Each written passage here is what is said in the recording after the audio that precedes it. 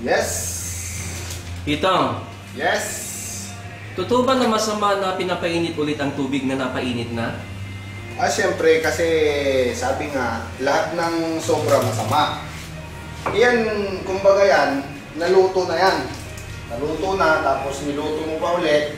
Tapos niluto mo, nilagay mo yan, niluto mo ulit. Overcook na yan. Overcook. Di nga.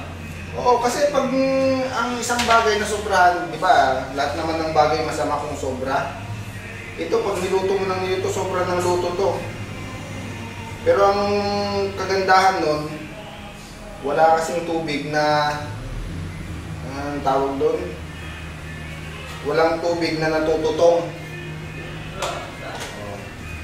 So ano masama doon sa tubig na iniinit ulit?